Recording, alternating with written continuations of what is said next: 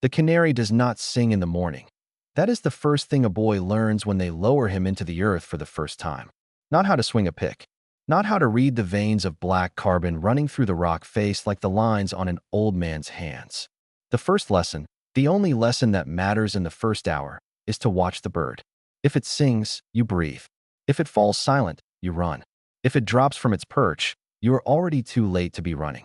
In the anthracite coal regions of northeastern Pennsylvania, in the decades that bracketed the turn of the 20th century, somewhere between 40,000 and 60,000 boys descended into the mines each year.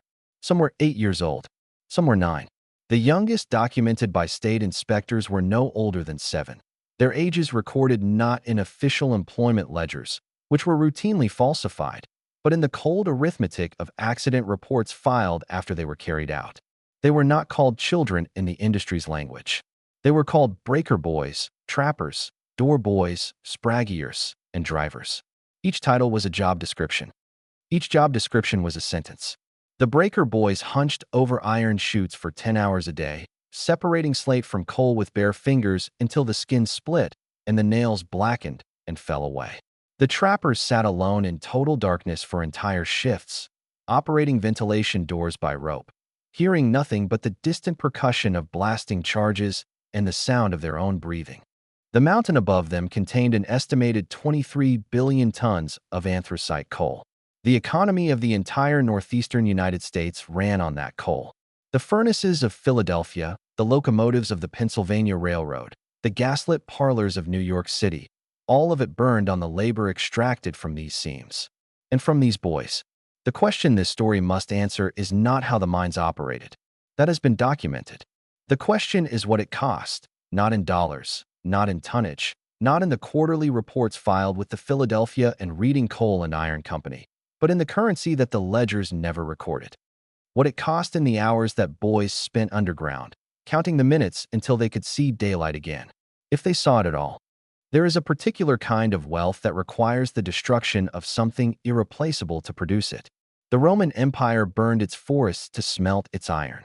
The antebellum South consumed human bodies to harvest its cotton. And the industrial northeastern United States, in the decades between 1860 and 1920, burned the childhood of an entire generation of working-class boys to heat its homes, run its railroads, and power the furnaces that built its cities. This is not metaphor. This is accounting. The anthracite coal fields of Pennsylvania produced the fuel that made American industrialization possible at the scale it achieved. Without anthracite, the hardest, hottest burning, least smoky form of coal known to geology, the transformation of the United States from an agrarian republic into an industrial empire would have proceeded more slowly, more expensively, and with far less concentrated profit for the men who controlled the ground. Anthracite burned at temperatures that bituminous coal could not sustain. It heated steel furnaces to the precise temperatures required for structural-grade production. It powered locomotive engines across mountain grades that softer coal could not manage. It was, in the language of the era's financiers, irreplaceable. And its extraction was, by the industry's own internal logic, impossible to accomplish without a labor force willing to work in conditions that adult men increasingly refused to accept. The paradox at the center of this story is not complicated. It is, in fact, brutally simple. The wealthiest industrialists in American history, men whose names still adorn universities, libraries, and concert halls, built their fortunes on a supply chain that ran directly through the bodies of children. The coal that heated the mansion required the boy who could not yet read to spend his formative years in a shaft so narrow that a grown man could not turn around inside it. The industry knew this. The operators documented it. State inspectors reported it. Newspapers photographed it. And for the better part of 6 decades, the machinery continued to run. That machinery had a specific geography. It had specific names. It had specific casualty figures. And it had specific boys, with specific faces, specific ages, and specific last words recorded in the accident logs of the Pennsylvania Bureau of Mines. What follows is their story. Not the story of the coal. Not the story of the barons. The story of what it meant to be 8 years old, or 10 years old, or 12 years old, and to understand that the mountain above you did not know your name, and did not care whether you came back up. Draw a line across the northeastern corner of Pennsylvania. Begin at the Wyoming Valley, where the Susquehanna River bends south through a corridor of ridgelines that run parallel like the strings of some enormous instrument. Follow the coal seams northeast through Luzerne County, through Lackawanna County, through Carbon and Schuylkill counties to the south. This region, approximately 480 square miles in total surface area, contains the largest deposit of anthracite coal on the surface of the Earth. Nowhere else on the planet does hard coal exist in quantities remotely comparable. The geology that created it took approximately 300 million years. During the Carboniferous period, this region of what would become North America was a vast tropical swamp, dense with ferns, club mosses, and primitive trees whose trunks reached diameters of 6 feet and whose root systems spread across lowland basins that flooded and dried in cycles lasting thousands of years. When the vegetation died, it did not decay in the ordinary manner. Instead, it accumulated in thick organic layers, compressed by sediment, baked by geothermal pressure, folded and refolded by the tectonic forces that built the Appalachian mountain chain over the course of 100 million years of continental collision. What emerged from that compression was anthracite, a coal so dense, so carbon-rich, and so structurally altered by pressure that it bore almost no physical resemblance to the peat from which it had descended. Its carbon content exceeded 90%. It ignited with difficulty but burned with extraordinary sustained heat. A single ton of Pennsylvania anthracite could produce more usable thermal energy than 1.5 tons of the best bituminous coal mined anywhere in Virginia or Ohio.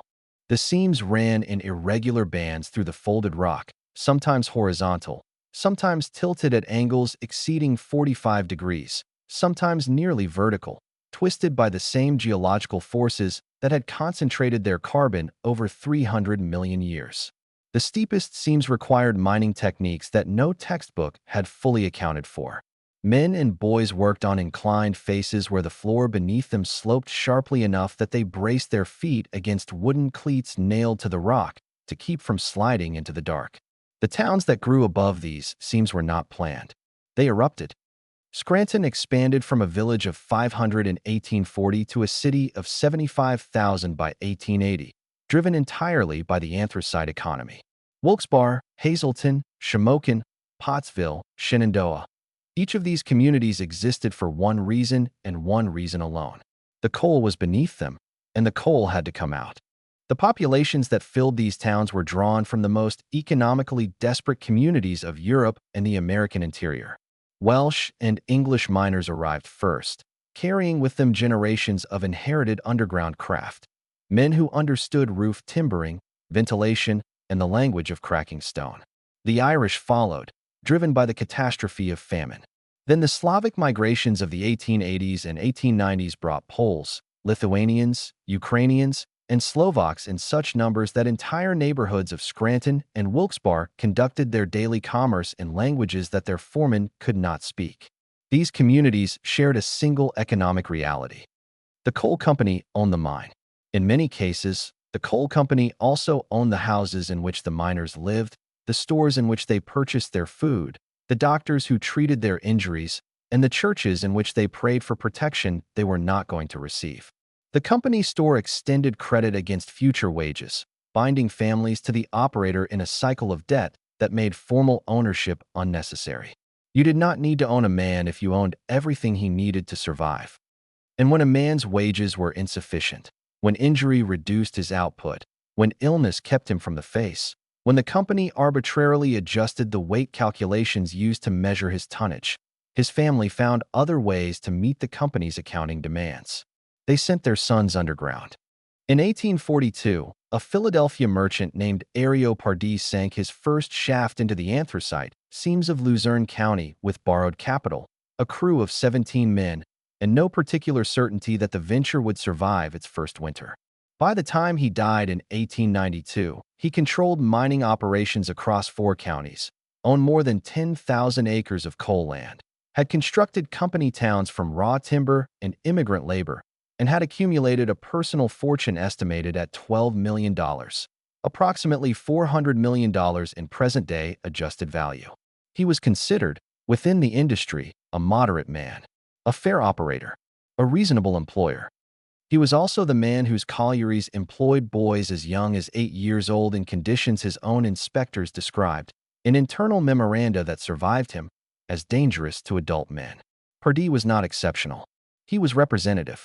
The concentration of anthracite coal ownership that occurred between 1850 and 1900 followed a pattern that the economists of the era had not yet developed adequate language to describe, but that later generations would recognize as vertical monopolization executed with surgical precision. The railroads moved first. The Philadelphia and Reading Railroad, under the control of Franklin Gowen in the 1870s, did not content itself with transporting coal to market. It began purchasing the coal lands themselves, acquiring, by 1874, more than 100,000 acres of anthracite territory and establishing direct ownership over the production, transportation, and pricing of a commodity that the northeastern United States could not function without. Gowen's strategy was elegant in its brutality. By controlling both the mine and the railroad, he eliminated the independent operator's ability to reach market without his permission. A mine owner who refused to sell his land to the Reading found that his coal could not reach Philadelphia, could not reach New York, could not reach any port at any price that made extraction economically viable. The choice was to sell or to watch your investment die in the ground. By 1886, 6 railroad companies controlled approximately 95% of all anthracite production in Pennsylvania. The consolidation was so complete, so deliberately engineered, that the United States Congress would later investigate it under the provisions of the Sherman Antitrust Act, though the investigation produced consequences that the operators found, at most, inconvenient. What this consolidation meant at the level of the individual mine was absolute operator authority over every condition of work. There was no competing employer to whom a dissatisfied miner could take his labor. There was no market mechanism that translated worker scarcity into improved wages. The operators set the price of labor, the weight of the coal car, the cost of the powder used for blasting, which was deducted from the miner's wages, the rent on the company house, and the price of every item in the company store. They set the hours of the shift, the depth of the shaft, the thickness of the roof timbers, and the frequency of safety inspections. They also set, with quiet and deliberate consistency, the minimum age at which they were willing to admit that they were employing children. Pennsylvania passed its first child labor law in 1848, prohibiting the employment of children under 14 in mines. The operators responded by instructing their foremen to accept the age declarations of parents without verification. A mother who told the company clerk that her 11-year-old son was 14 faced no challenge, no examination, no requirement of documentation. The company recorded the age as stated. The liability transferred to the family. The boy went underground. State mine inspector reports from the 1880s and 1890s document this practice with a weary consistency that suggests the inspectors had long since abandoned any expectation that the law would be enforced. Inspector William Stein, reporting on conditions in Schuylkill County in 1891, noted that of the boys he personally observed working in the breakers and chambers of 6 separate collieries, he estimated that between 30 and 40% were below the legal working age, and that the employment records produced by the operators bore no reliable relationship to the ages he observed with his own eyes. The barons who presided over this system were not, by the standards of their era, considered villains. They were celebrated. They built libraries in the towns their companies owned. They endowed hospitals that bore their names. They contributed to the Republican Party, which controlled Pennsylvania state politics with sufficient completeness that reform legislation could be introduced, debated, amended into ineffectiveness, and quietly buried on a schedule that never inconvenienced the coal operators for more than a single legislative session. They sat for portraits in mahogany-paneled offices in Philadelphia and New York. They are in those portraits still, composed, prosperous, and entirely at ease with what the mountain was costing and who was paying. A Pennsylvania anthracite colliery at the height of its operation was not a hole in the ground. It was a precision industrial system of extraordinary complexity, a machine that happened to be built inside a mountain and that consumed, along with its coal, a continuous supply of human bodies to keep its mechanisms functioning. The surface infrastructure alone constituted an industrial campus that would have been recognizable as such from a distance of 2 miles. The breaker, the towering wooden structure that dominated every colliery skyline, rose in some cases to heights exceeding 100 feet, its angular silhouette visible above the surrounding ridgelines like the skeleton of some enormous creature that had died standing upright. Beside it stood the engine house, containing the steam-powered hoisting engines that raised and lowered the cages. The ventilation furnace building, the blacksmith shop, the carpenter's shed, the powder magazine positioned at a legally mandated distance from everything else. All of these structures radiated outward from the shaft head in an arrangement that any experienced operator could read like a map. The shaft itself was the colliery's central artery. In the major operations of the Wyoming Valley and the Schuylkill region, shafts descended to depths of between 300 and 1,200 feet, depending on the local geology and the depth at which the productive seams were encountered. The shaft was lined with timber or, in the more modern operations of the 1890s, with brick, 12 inches thick in the upper sections where surface water infiltration threatened the walls, thinner below. It was divided vertically into compartments. The hoisting compartment, through which the cage traveled, the pumping compartment, containing the iron pipes that carried groundwater to the surface at rates that in some collieries exceeded 5 million gallons per day, and the manway, a ladder-equipped passage through which men and boys could ascend or descend independently of the cage.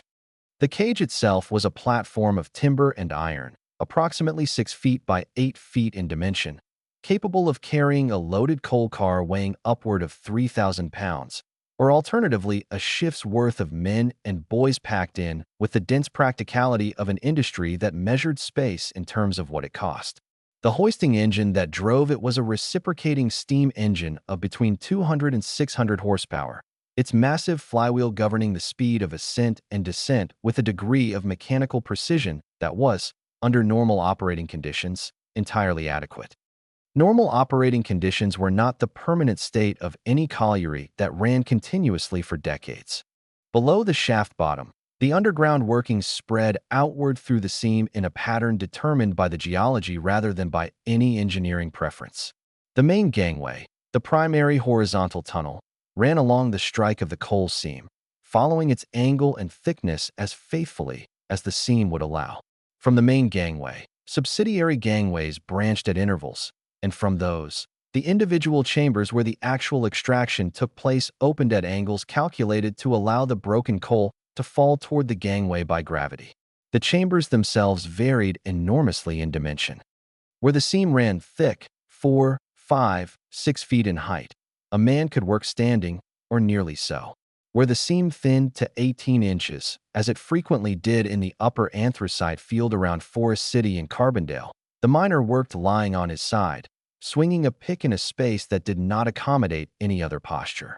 In these thin seams, the boys who assisted the miners, loading the broken coal into cars, holding the drill while the miner struck, carrying the tools, trimming the oil lamps, worked in spaces specifically valued by their employers because their smaller bodies fit inside them. This was stated plainly in operator correspondence. It was not euphemized or obscured. A letter from a Lackawanna County colliery superintendent to the company's Philadelphia office, dated 1887 and preserved in the Hagley Museum archives, notes that the thinning of the number 4 seam in the northern sections of the operation had made adult labor in those chambers impractical, and recommends the assignment of boys between the ages of 10 and 13 to the affected workings on the grounds that they could, quote, work the thin sections effectively while adult miners concentrate on the thicker faces. The ventilation system that theoretically protected these workers from the accumulation of methane and carbon monoxide was a hydraulic and mechanical achievement that the industry was genuinely proud of.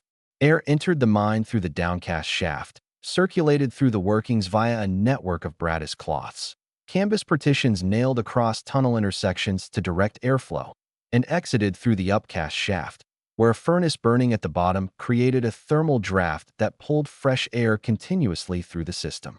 The theory was sound. The practice was contingent on the brattice cloths remaining intact, the furnace remaining lit, the partitions being correctly maintained, and no one opening a door or disturbing a partition at the wrong moment in the wrong section of the mine.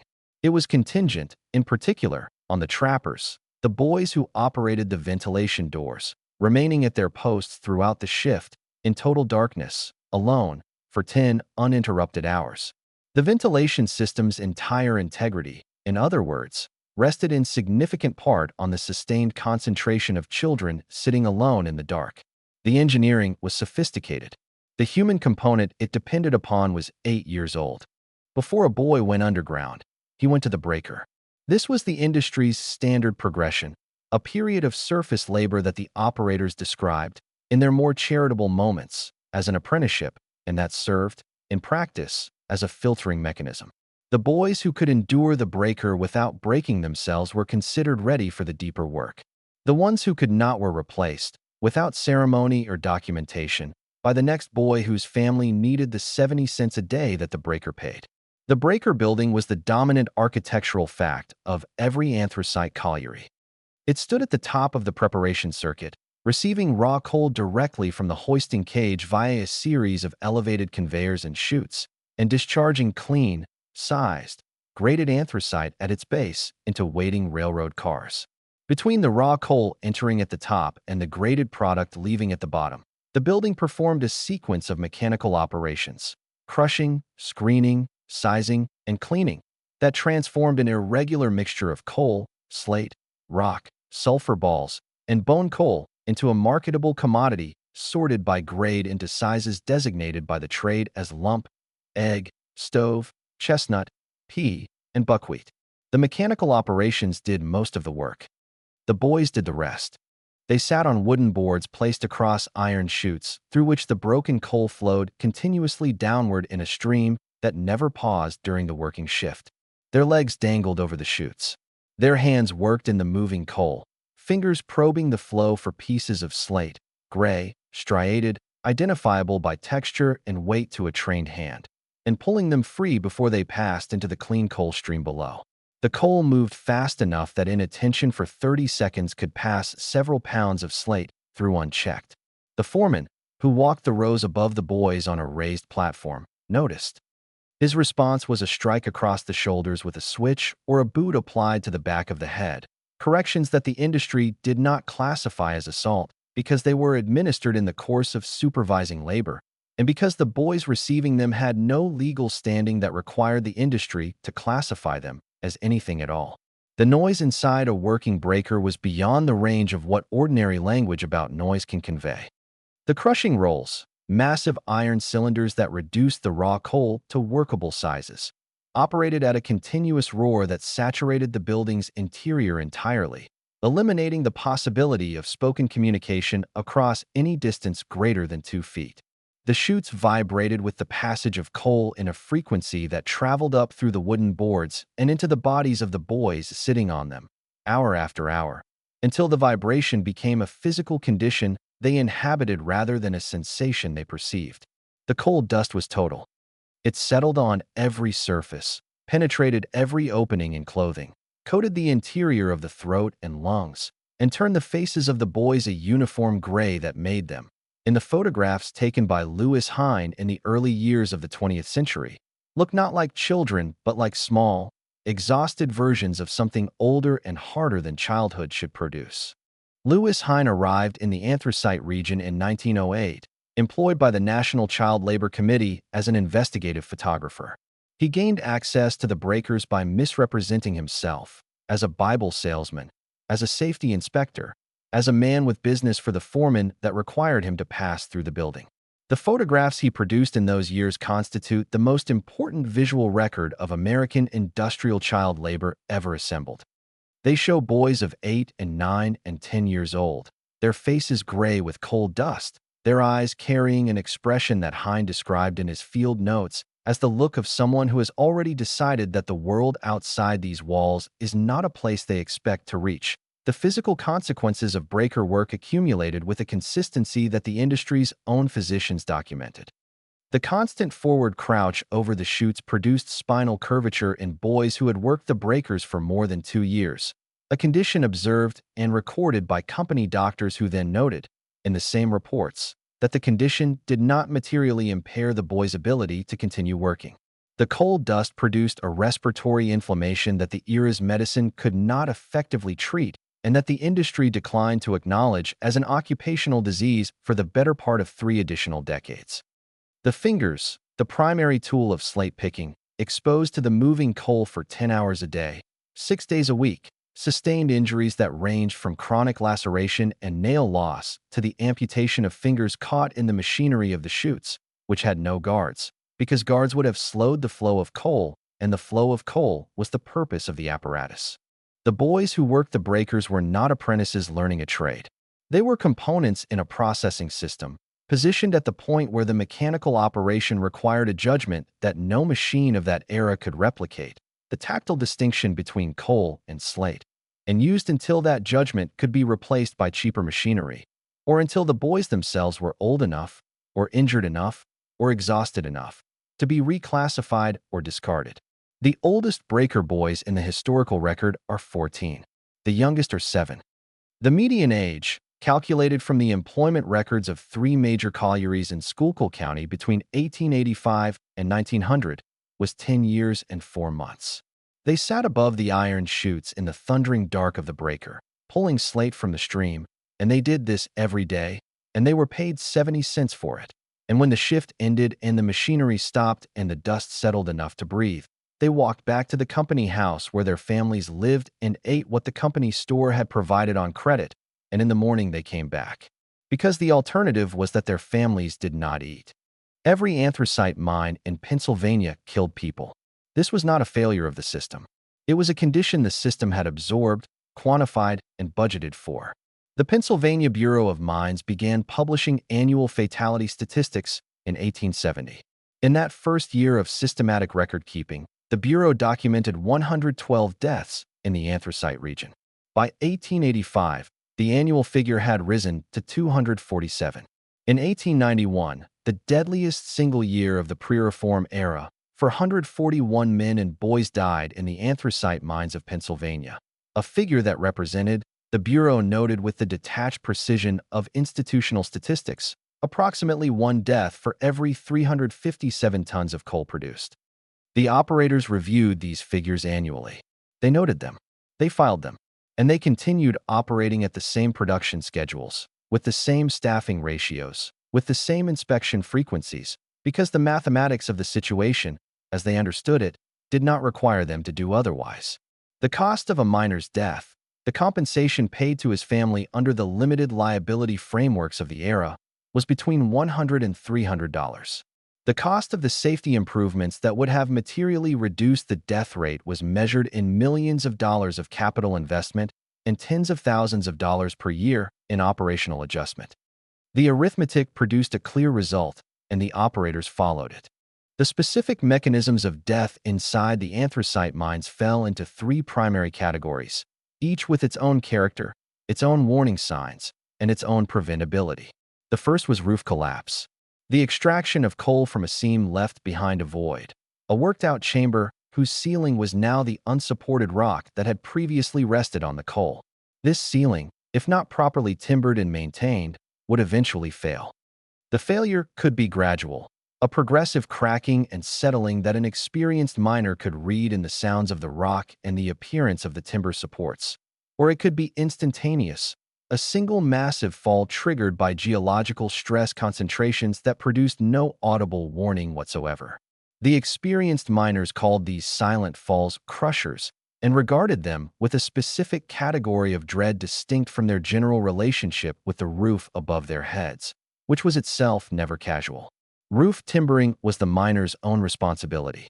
He purchased his timber from the company's store, had it deducted from his wages, and installed it himself according to his own judgment and experience. The company did not specify timbering intervals. The company did not inspect individual chambers for timbering adequacy with any regularity that the historical record documents. The company's liability for a roof fall death was, under the legal frameworks that the industry's considerable political influence had helped construct, contingent on the company's direct negligence, a standard that the absence of any company inspection protocol made remarkably difficult to establish in court. The second primary cause of death was explosion. Methane, called fire damp by the miners, a name inherited from the Welsh and English mining traditions that had seeded the Pennsylvania labor force, accumulated in worked-out sections of the mine, in roof cavities, in any space where ventilation was inadequate to dilute and carry it away. When methane concentration reached between 5 and 15% of the air volume, it became explosive.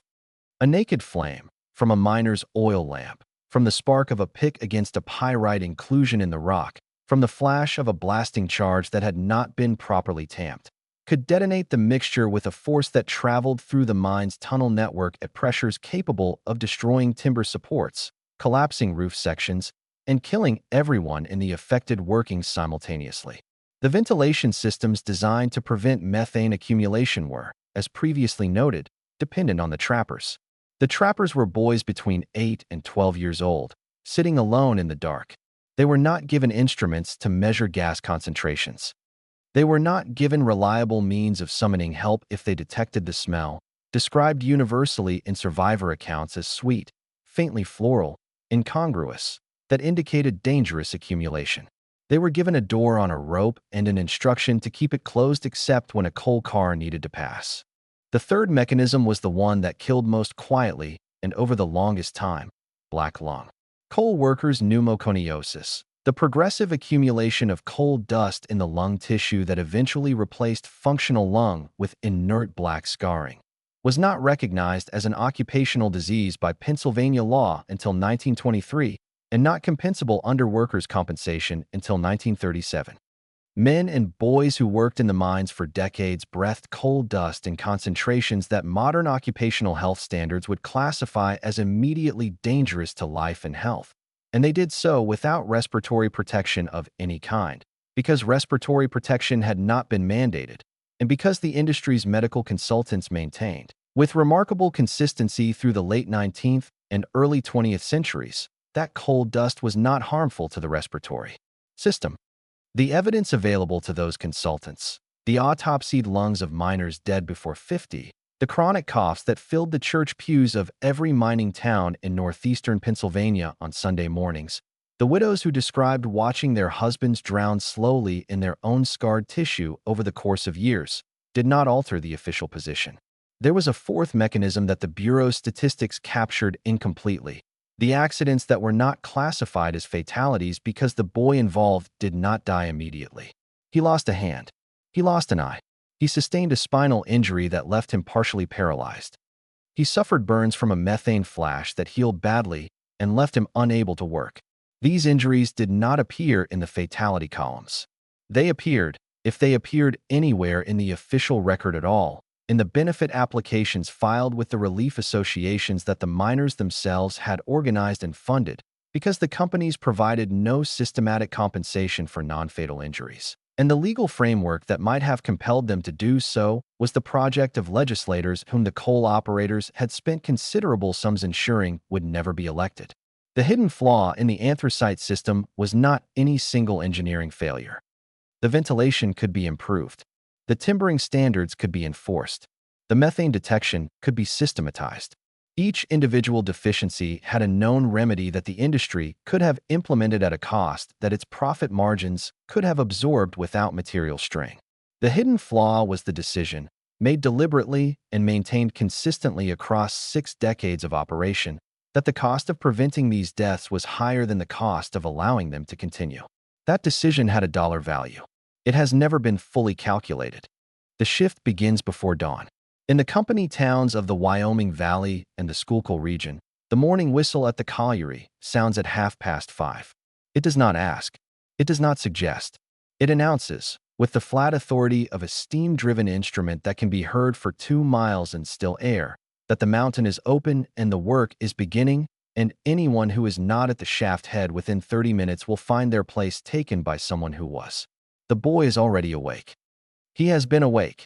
In most of the accounts that survive in the oral histories collected by the Federal Writers Project in the 1930s, since 4 o'clock, lying in the dark of the company house bedroom, he shares with 2 or 3 brothers, listening to his father moving in the kitchen below, hearing the sound of the coal stove being stoked with the same material that the family's survival depends on extracting from the ground. The irony of this, that the fuel heating the house is the substance that will consume the boy's day and, eventually, a portion of his health, is not an irony that the household has the luxury of contemplating. It is simply the texture of the morning. He eats what there is. In the better documented households, this is bread and dripping, or cornmeal porridge, or a cold potato left from the previous evening. He fills a tin bucket, his dinner pail, with whatever his mother has prepared, wraps it in cloth to slow the cooling, and walks with his father through the pre-dawn streets of the company town toward the colliery yard. The yard at shift change is a particular kind of controlled chaos. Hundreds of men and boys converge from the surrounding streets, their carbide lamps already lit, their boots heavy with the accumulated coal dust of previous shifts that no amount of washing has fully removed. The foremen stand at the shaft head with their assignment books. The cage operator is already in the engine house, his hand on the signal cord. The first cage load is assembled and counted, the gate is closed, and the signal bell sounds twice. The cage drops. For a boy experiencing his first descent, the physical sensation is described in every surviving account with the same vocabulary. The stomach rising, the darkness arriving with a totality that no surface darkness resembles, the cold increasing with each passing second as the cage falls through rock that has not seen sunlight since before the Carboniferous period ended. The descent in a major colliery takes between 45 seconds and 2 minutes, depending on depth. It is accompanied by the rush of air displacement in the shaft, the sound of the guide rails against the cage frame, and the unmistakable underground smell of wet rock, coal dust, timber rot, blasting powder residue, and something underneath all of those that the miners call, without further elaboration, the smell of the mine.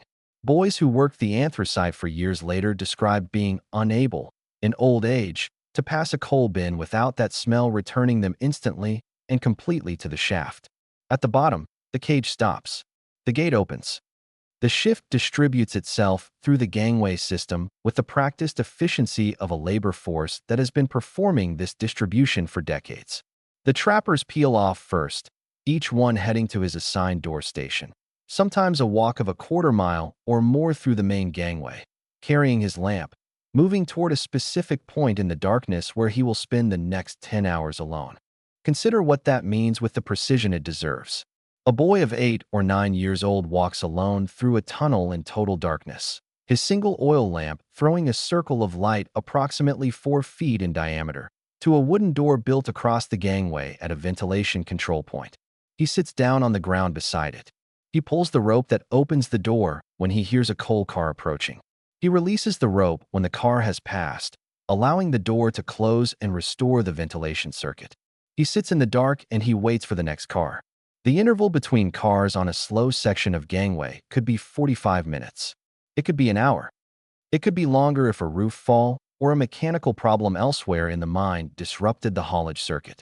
During these intervals, the trapper sat in silence in a darkness so complete that closing one's eyes produced no perceptible change in visual experience.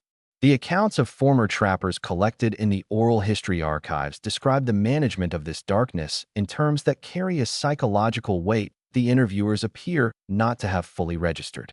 One man, interviewed in Scranton in 1938, described counting to 60 repeatedly and marking each minute on the rock beside him with a piece of chalk, so that he could know how much of the shift had passed.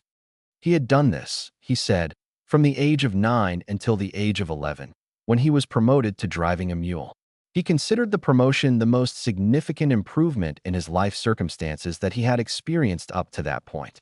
The drivers occupied the next level of the underground hierarchy. They led or rode the mule teams that hauled the loaded coal cars from the working chambers to the main gangway and the empty cars back. The mules, and this detail appears in the historical record with a regularity that speaks to its significance to the people who recorded it, were better protected by the operators than the boys who drove them. The mules represented a capital investment of between $50 and $100 each.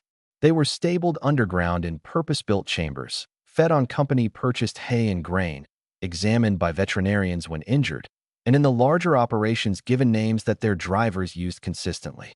A mule that died in a roof fall was an economic loss that appeared directly in the colliery's operating accounts. A boy who died in the same roof fall was a tragedy that appeared in the Bureau's annual statistics, and, if his family was fortunate, in a death benefit payment from the Miners' Relief Association.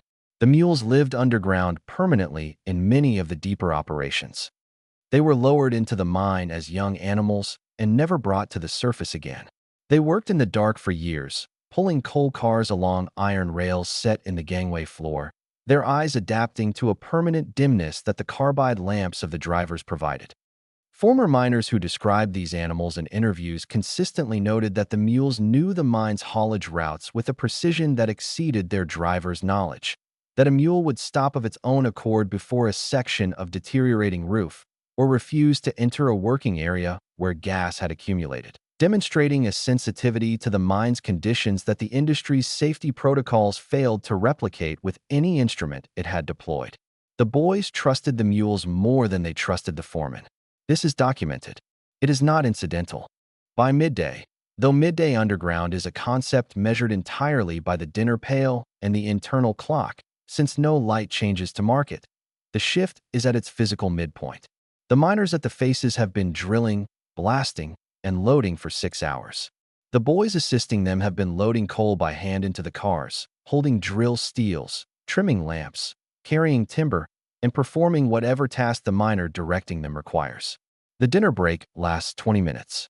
It is eaten in the mine, in whatever space the worker occupies, because ascending to the surface for a meal break is not an option the operators provide. The afternoon hours are the dangerous hours.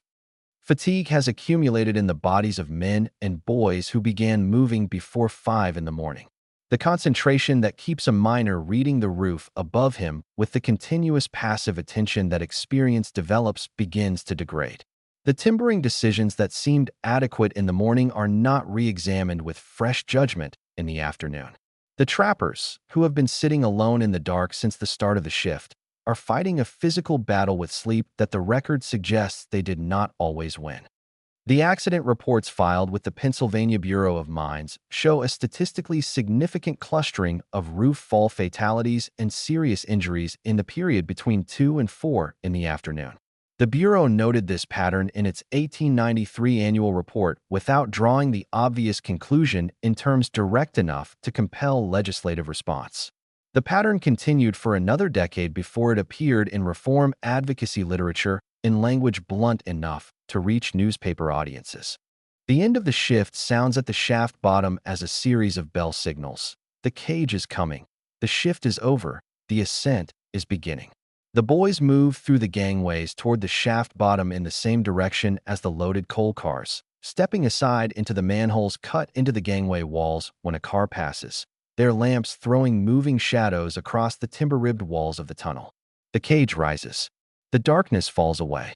At the top of the shaft, the light, even the gray, coal dust-filtered light of a Pennsylvania afternoon in November, arrives with a physical force that the accounts consistently describe not as ordinary daylight, but as something that has to be adjusted to, something that the eyes have to learn again after the long absence underground. The boy steps out of the cage and into the light. He is 10 years old. He has been underground for 10 hours. His hands are black. His lungs have processed 10 hours of coal dust-laden air. His back aches from the posture required by the thin seams.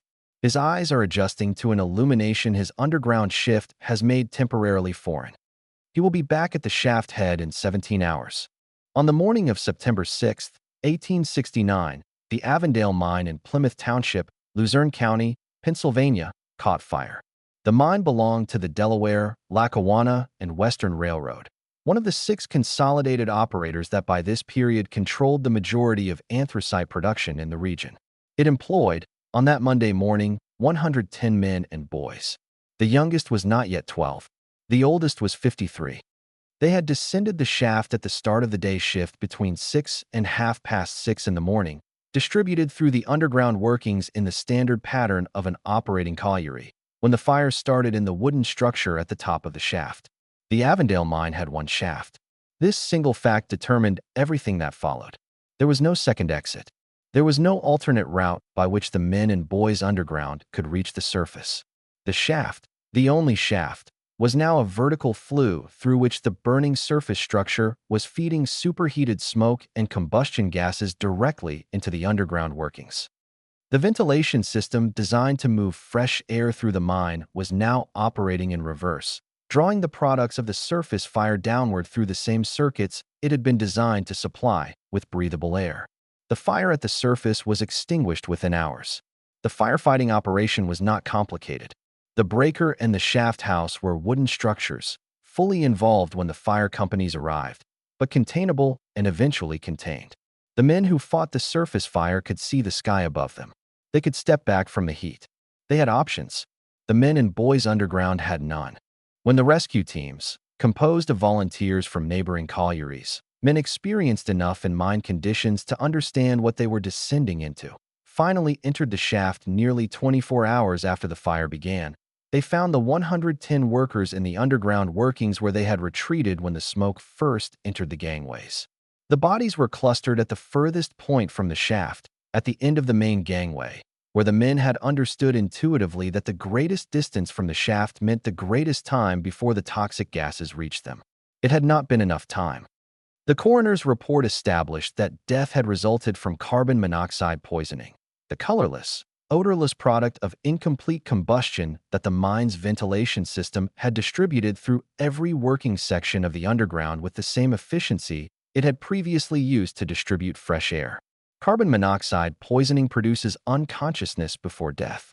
The men and boys at Avondale did not experience the long, struggling death of drowning. They experienced something that the toxicology of the era imperfectly understood, a progressive loss of consciousness, a darkening of perception, a final insensibility, while sitting or lying in the furthest reaches of their underground world, in the dark, having exhausted their oil lamps hours before the gases reached them. The oldest among them had time, in those final hours, to leave marks. Investigators found chalk writing on the gangway walls near the bodies. Names, dates, messages directed at families who were already waiting at the shaft head above. One message, transcribed in the inquest record and subsequently reproduced in newspapers across the northeastern United States, read, "We are all alive yet, but the gas is getting stronger, and I do not know how long we can hold on. God help us." The message was not dated with an hour. The identity of its author was never established with certainty. The Avondale disaster produced a response that the industry had successfully prevented for the preceding 2 decades of accumulating fatality statistics.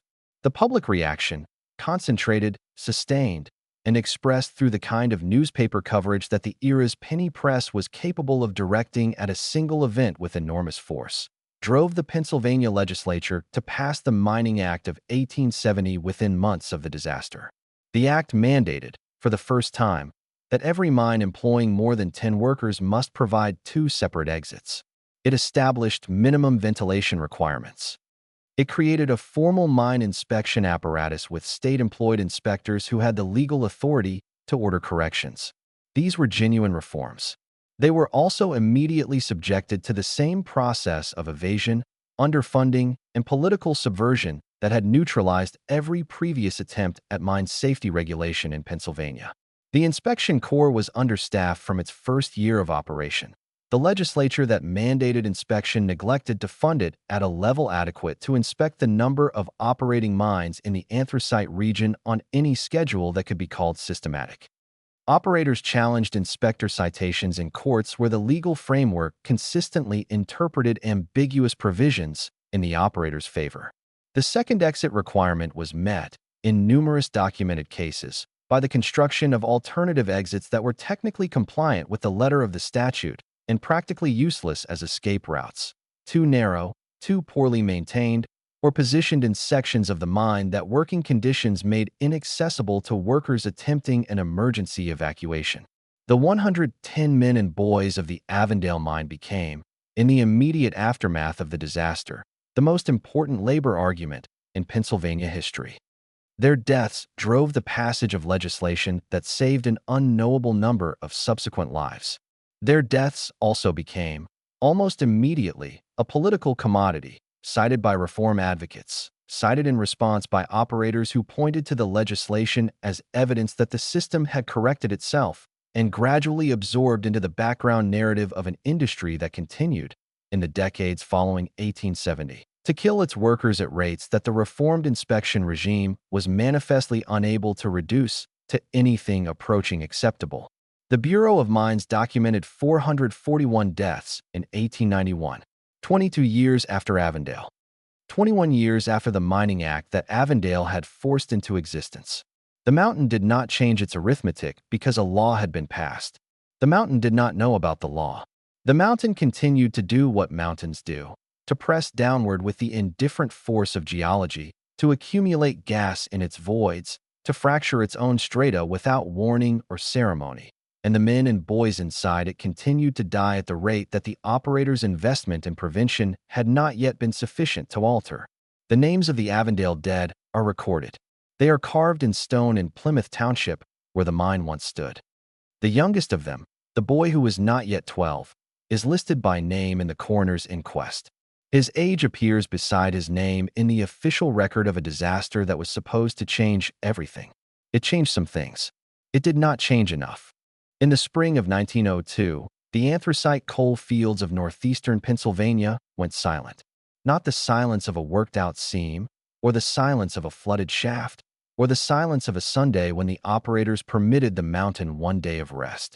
This was a different silence, chosen, organized, and maintained by the 147,000 men and boys who had decided, after decades of accumulated grievance, that the mountain would not move another ton of coal until the men inside it were treated as something other than components in a production system.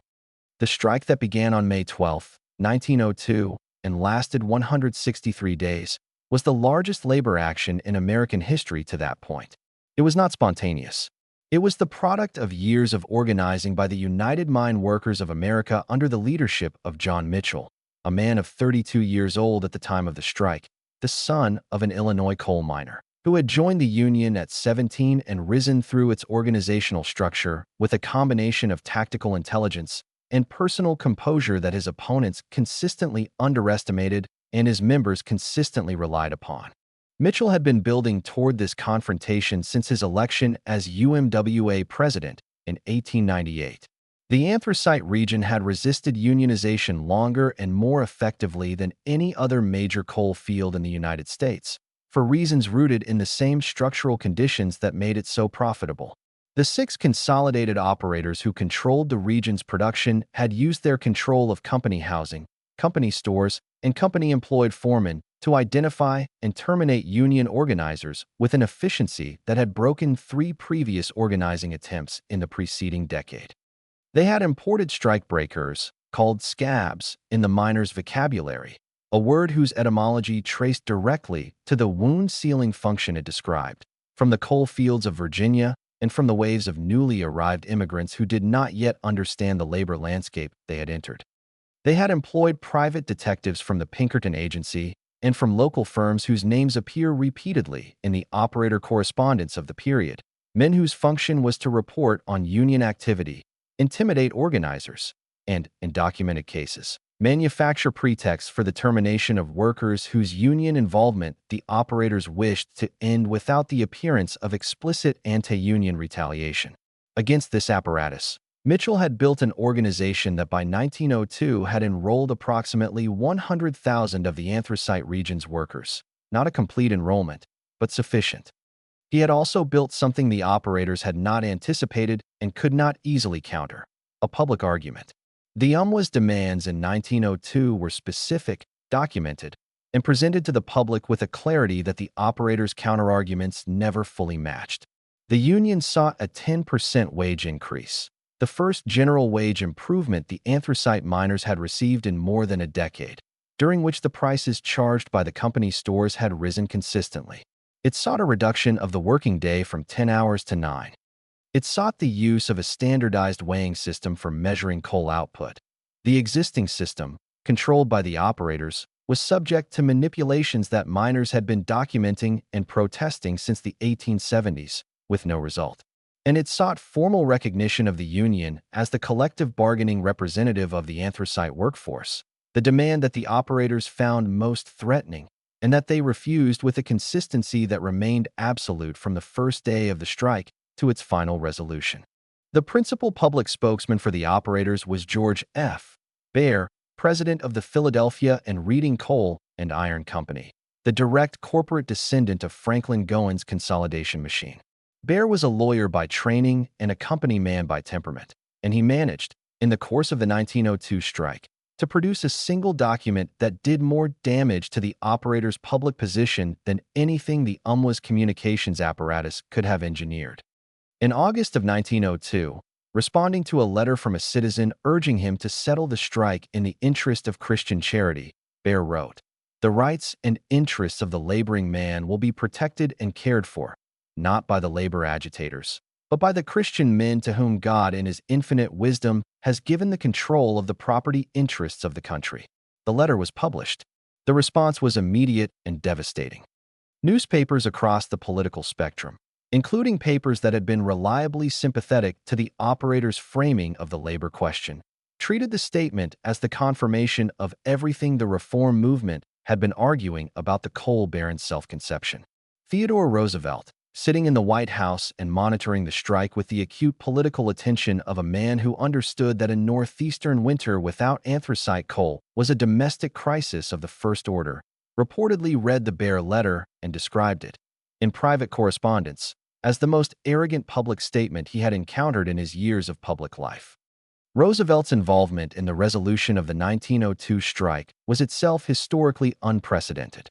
No American president had previously intervened directly in a labor dispute as a mediating party rather than as a suppressor of disorder. Roosevelt summoned both Mitchell and the operators' representatives to Washington in October 1902, with the coal supply for the northeastern winter visibly depleting and public pressure reaching a level that the operators' political allies in Congress were beginning to find uncomfortable. Mitchell came prepared to negotiate. The operators came prepared to demand federal intervention to break the strike, and were confronted instead with a president who informed them that their refusal to negotiate was, in his judgment, the principal obstacle to resolution. The operators refused direct negotiation with the union throughout the entire process. What they ultimately accepted, under sustained presidential pressure, was the appointment of an anthracite coal strike commission, a federal arbitration body that would hear evidence from both sides and issue binding recommendations. The commission, chaired by former Secretary of War Elihu Root, and composed of men whose professional backgrounds the operators had expected to produce sympathetic findings, heard testimony for months. The testimony it heard included, for the first time in a federal proceeding, systematic evidence about child labor in the anthracite mines. The UMWA presented documented cases, ages, names, employment records, injury reports, that placed the reality of boys underground before a commission whose proceedings were covered daily by the national press. The Operators' Council challenged the evidence. The commission examined it. The resulting record runs to thousands of pages. The commission's award, issued in March 1903, granted the miners a 10% wage increase, reduced the working day to 9 hours in most classifications, and established a formal conciliation board for ongoing grievance resolution. It did not grant union recognition, the operators' absolute limit held. But it established, for the first time in the anthracite region's history, a framework of negotiated settlement between capital and labor that acknowledged the workers standing as parties to a legitimate dispute rather than as subordinates whose grievances the operators were under no obligation to hear. The boys and the breakers received, as a consequence of the award, a modest increase in their daily rate. They did not receive a reduction in their hours. They did not receive enforcement of the minimum age laws that had theoretically applied to them for decades. They received 76 cents a day instead of 70. The mountain began moving again on October 23, 1902. The silence ended. The cage descended. The shift assembled at the shaft head in the gray October morning, and the boys who had spent 5 months above ground, some of them working odd jobs in the company towns, some of them doing nothing, all of them existing in the strange suspended state of a strike that their fathers had called and that they did not fully understand, went back underground. They went back because the award had been accepted, and the work was resuming, and the company house still required rent, and the company store still required payment, and the arithmetic of the family's survival had not fundamentally changed in the 163 days during which the mountain had been still. John Mitchell was carried through the streets of Wilkes-Barre on the shoulders of miners who treated him, in those October days, as something close to a saint. He was 32 years old. He had held 147,000 workers together for 163 days without violence sufficient to justify the federal troops the operators had been requesting since June. He had brought a president to the negotiating table. He had, by any reasonable measurement, won. He knew, and the record of his private correspondence confirms that he knew, that what he had won was a beginning. That the system that sent boys underground and paid them 76 cents for the privilege had not been dismantled. That it had been inconvenienced. That the next confrontation was already being prepared, in the company offices and the union halls simultaneously, by men on both sides who understood that the 1902 settlement was an armistice rather than a peace. He was correct, but the armistice held long enough for other forces to begin their work. The photographs arrived before the laws. Lewis Hines' images from the anthracite region, the gray-faced boys above the breaker chutes, the trappers photographed in the darkness of the gangways with their oil lamps casting shadows that made them look smaller than they were, began appearing in reform publications, in the reports of the National Child Labor Committee, and eventually in mainstream newspapers in the years following 1908. They did something that decades of inspection reports, fatality statistics, and legislative testimony had failed to do. They made the abstract concrete. They gave the system a face, several hundred faces, documented with the precision of a trained observer who understood that the image had to be irrefutable to be useful. The NCLC had been founded in 1904, 2 years after the Strike Commission's proceedings had placed child labor evidence before a federal audience for the first time. Its founding members included Edgar Gardner Murphy, a reform-minded Alabama minister who had been documenting child labor in the southern textile mills, and Florence Kelley of the National Consumers League, whose previous work on factory labor conditions had established the template for the NCLC's investigative approach. Hine was hired in 1908, and his work in the subsequent decade constitutes the most consequential act of documentary photography in American history, measured by the legislative outcomes it directly influenced. Pennsylvania responded to the sustained pressure of the reform movement with a sequence of legislative actions that the operators contested at each stage but could not indefinitely prevent. The minimum working age for mines was raised to 14 in 1885, to 16 in 1903 following the Strike Commission's recommendations, and enforcement mechanisms were strengthened. Though the fundamental problem of age verification without mandatory documentation remained unresolved until the establishment of compulsory birth certificate registration, which Pennsylvania did not fully implement until 1915. The Keating-Owen Child Labor Act of 1916, the first federal legislation to restrict child labor, prohibited the interstate shipment of goods produced by children under 14 and of goods produced in mines by children under 16. It was declared unconstitutional by the Supreme Court in 1918, in the case of Hammer v. Dagenhart, on grounds that the regulation of manufacturing conditions was a state rather than federal matter under the Commerce Clause, as then interpreted. The decision returned the regulation of child labor to the individual states, where the operator's political influence remained substantial and where the pace of enforcement continued to lag the pace of statutory requirement by years. The Fair Labor Standards Act of 1938, enacted during the New Deal, 36 years after the Great Anthracite Strike, finally established federal minimum age standards for employment that were constitutionally grounded in a Commerce Clause interpretation broad enough to survive judicial review. By 1938, the economic conditions that had driven the mass employment of children in the anthracite mines had been substantially altered by forces that had nothing to do with reform legislation. The mechanization of breaker operations, which accelerated significantly in the 1920s, had eliminated most of the jobs that breaker boys had performed. The decline of anthracite as the dominant northeastern heating fuel, undercut first by natural gas, then by oil, then by improved bituminous coal transportation, had reduced the overall scale of the industry to a fraction of its peak production.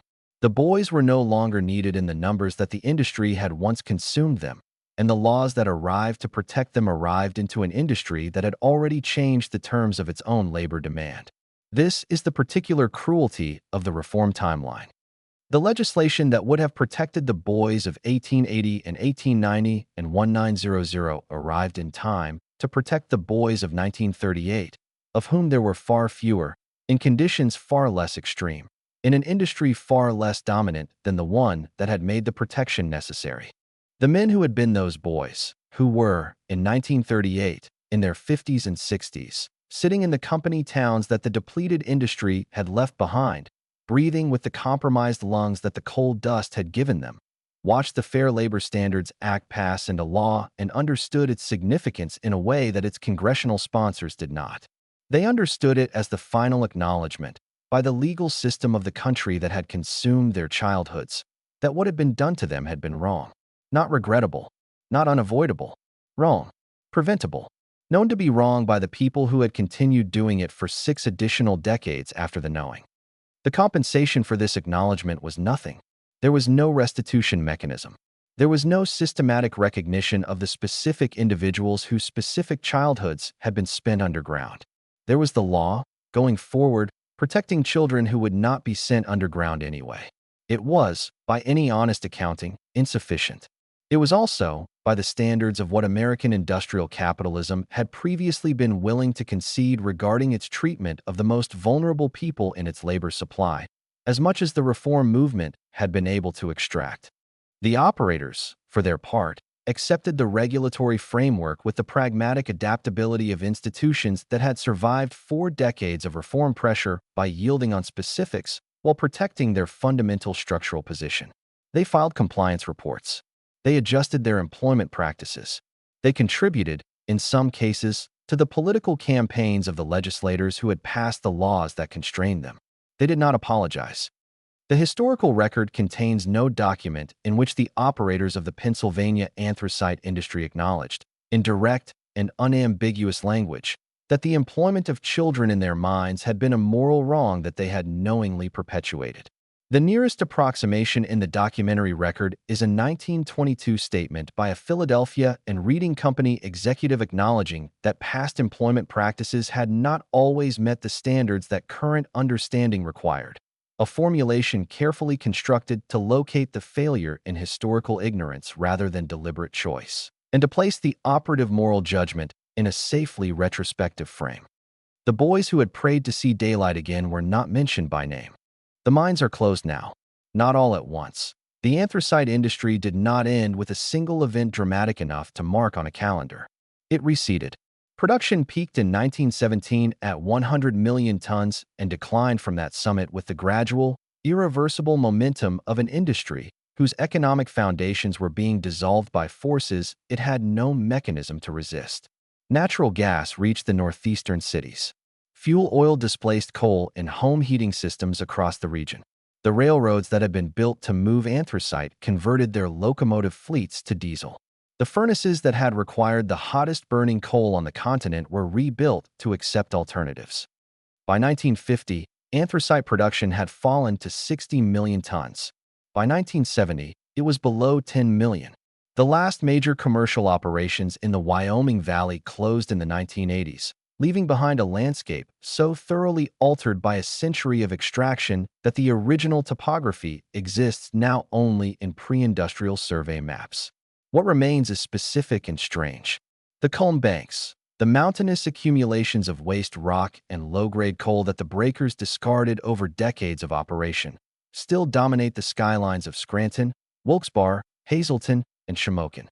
They are black and angular and permanent, rising above the surrounding terrain with the blunt authority of structures that were not designed to be beautiful and have never pretended otherwise. They leach acidic runoff into the groundwater in concentrations that environmental agencies have been monitoring and attempting to remediate for 40 years, with results that the geology of the situation makes genuinely uncertain. They are the physical residue of the extraction, the part of the mountain that the industry took out and did not want, piled at the surface in formations that will outlast every building the industry constructed by centuries. Beneath the surface, the worked-out chambers and gangways persist in various states of collapse and stability. In 1959, a section of the Susquehanna River broke through the roof of an abandoned Knox mine, working near Port Griffith, flooding the entire interconnected underground system of the Wyoming Valley in a catastrophe that killed 12 men and permanently ended deep mining in that region. The water that entered the Knox mine is still there. It has been there for 65 years, occupying the voids that the miners carved, filling the gangways where the trappers sat in the dark, rising to the levels of the working faces where the thin seams were assigned to boys because adult bodies would not fit inside them. The water does not know the history of the space it occupies, but the space remembers the hands that made it. In the towns above these flooded chambers, the demographic consequences of the industry's century of operation are still legible. The respiratory disease rates in the anthracite communities of northeastern Pennsylvania remain among the highest in the state, elevated by a combination of historical occupational exposure and the continued environmental presence of coal dust and mine drainage that the region's geography has not dispersed. The men who worked the mines in the industry's final decades, the sons and grandsons of the boys in the historical photographs, carry in their lungs the same material that the reform movement failed to classify as a hazard in time to protect the first 3 generations of workers it consumed. The photographs themselves have become something that Lewis Hine could not have anticipated when he misrepresented himself to colliery foremen in 1908 to obtain them. They are in the Library of Congress. They are in textbooks. They are reproduced on the walls of labor history museums in Scranton and Washington and New York. The gray-faced boys above the breaker chutes have become, in the century since Hine photographed them, one of the defining images of American industrial history, cited in histories of child labor reform, in arguments about the relationship between capitalism and human welfare, in discussions of the role of documentary photography in social change. The boys in those photographs did not know they were making history. They were making 70 cents a day. The ones who survived the mines, who lived to old age, who were interviewed by the Federal Writers Project in the 1930s and by labor historians in subsequent decades, described their underground years with a consistency that transcended the individual variations of their specific experiences. They described the darkness. They described the cold. They described the sound of the mountains settling above them, the slow, geological creaking of rock under pressure that the miners called the mine talking, and that experienced workers learned to interpret as a continuous low-level threat assessment running beneath everything else they were doing. They described the specific quality of the light when the cage brought them back to the surface, the way the daylight arrived not gradually, but all at once, total and overwhelming, after the absolute darkness of the underground shift.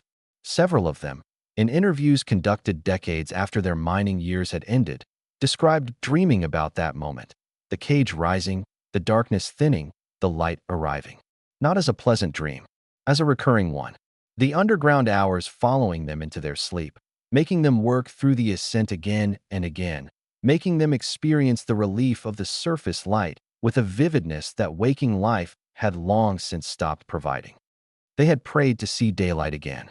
They had seen it, and it had followed them for the rest of their lives. The memory of what it meant to need it, to count on it, to understand at 10 years old that the light at the top of the shaft was not simply the ordinary condition of the surface world, but a specific, earned, daily mercy that the mountain was not obligated to provide. The earth does not offer mercy. It offers coal and darkness, and the weight of 300 million years of compression pressing downward on whatever is inside it. The boys carried that weight to the surface every day. They carried it home. They carried it, many of them, for the rest of their lives, in their lungs, in their spines, in the recurring dream of the ascending cage and the arriving light. What the industry built on their labor stands. The cities it heated are still cities. The railroads it powered laid the infrastructure of a continental economy. The steel it smelted became the frame of a modern nation. The boys who made it possible are in the photographs. They are in the accident reports.